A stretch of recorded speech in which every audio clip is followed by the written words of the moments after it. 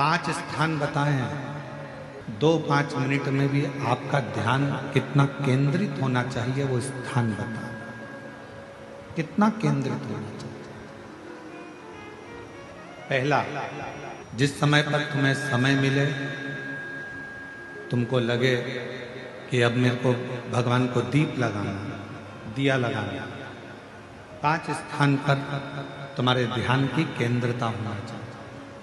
पहले नंबर पर दीप लगाते समय, जिस समय पर भगवान को आप लोग दीपक लगाते हैं, दिया लगाते हैं, किसी से चर्चा मत करो, फालतू की कोई बात नहीं होना चाहिए। दीप लगाना मतलब ज्योति को उत्पन्न करना, और ज्योति को उत्पन्न करना मतलब ज्योतिर्लिंग को प्रकट करना।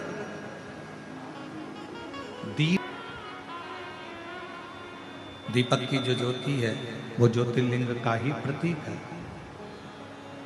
ज्योतिर्लिंग का प्रतीक। इसलिए दीपक लगाते समय व्यर्थ की किसी से बात ना करी जाए। दीपक लगाते समय किसी से व्यर्थ की बात ना करते हुए, जिस दीपक को आप प्रज्वलित कर रहे हो, जिस दीपक को आप लगा रहे हो, आपका ध्यान उस शिव की ज्योति में केंद्रित होना चाहिए।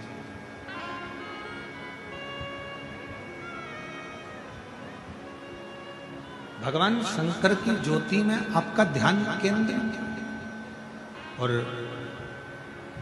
शिव की ज्योति में जब आपका ध्यान केंद्रित होगा, भगवान शंकर की ज्योति में जब आपका ध्यान केंद्रित होगा, तब आप स्वयं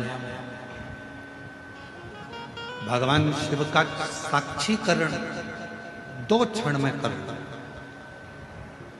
तो दीप जलाते समय चाहे मंदिर में दीपक लगाओ, चाहे घर के अंदर मंदिर में दीपक लगाओ, चाहे बेलपत्र के वृक्ष के नीचे दीपक लगाओ, चाहे आंवले के वृक्ष के नीचे दीपक लगाओ, चाहे आप घर के दरवाजे पर दीपक लगाओ।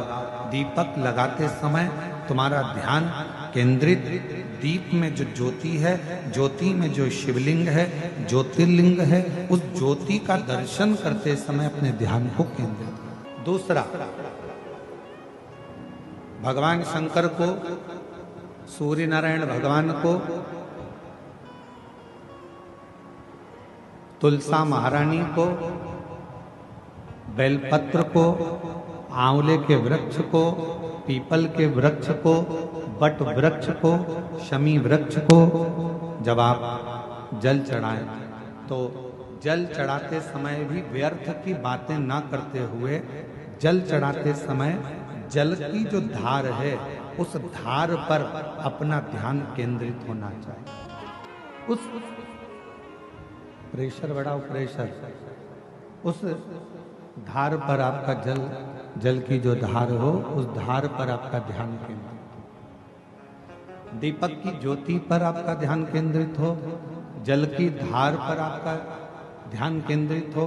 तीसरे नंबर पर कहा गया, तीसरा स्थान जो कहा गया, जब भगवान शंकर के मंदिर में, देवता के मंदिर में, देवालय में, शिवालय में जब आप भगवान को प्रणाम करने के लिए, नमन करने के लिए नीचे झुके हो, उस समय पर आपका ध्यान भगवान के चरणारविंद में केंद्रित होना चाहिए।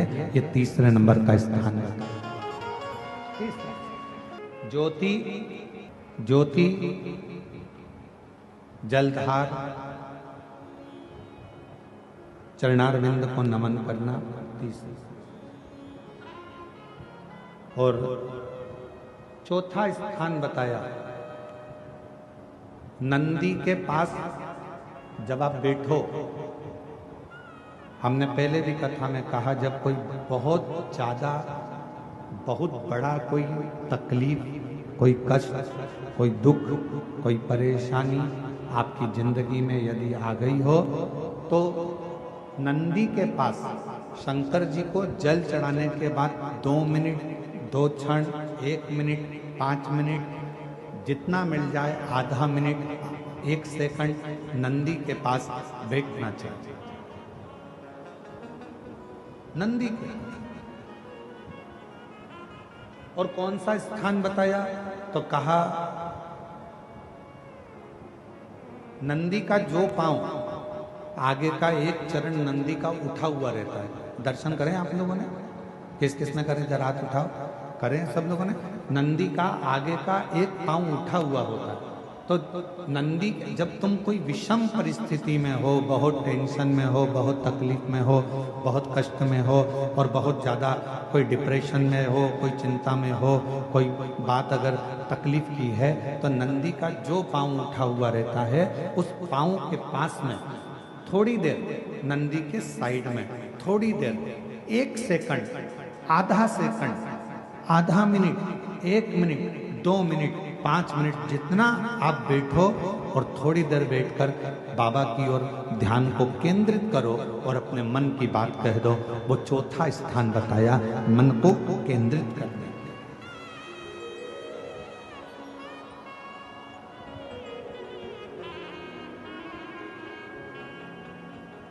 पांचवा स्थान, जब सही मार्ग नहीं मिल रहा हो, कोई सही रास्ता नहीं प्राप्त हो रहा हो, सही मार्ग नहीं मिल रहा हो, तो पांचवा स्थान, यदि मेरे महादेव के शिवलिंग के ऊपर जलाधारी लगी हो, तो मंदिर में गए, शिवालय में गए और भगवान शंकर के शिवलिंग के ऊपर यदि जलाधारी लगी हो, तो जब आप भगवान शंकर के मंदिर से बाहर निकल रहे हो, तो बाहर निकलते समय अगर आपको दरवाजे पर खड़े होकर जलाधारी का यदि दर्शन हो जाए, तो 2 क्षण के लिए उसका दर्शन भी केंद्रित कर सकते हो। ये 5 स्थान ऐसे हैं जिन स्थान पर अपने भगवान के चरणारविंद को, भगवान के दर्शन को केंद्रित किया है।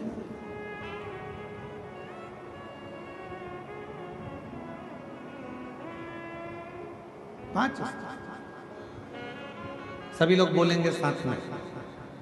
पहला, जम के बोलो, जरा जम के बोलो,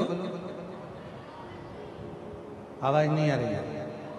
दीपक की ज्योति। दूसरा, जम के बोलो जरा, जल की धार। तीसरा, चरणों को प्रणाम करना। चौथा, नंदी के पास में, चरण के पास में बैठकर अपने मन की दशा को कहना। और 5वां, भगवान के ऊपर जो जलाधारी लगी होती है, उस जलाधारी का दर्शन कर कर फिर अपने घर की। 5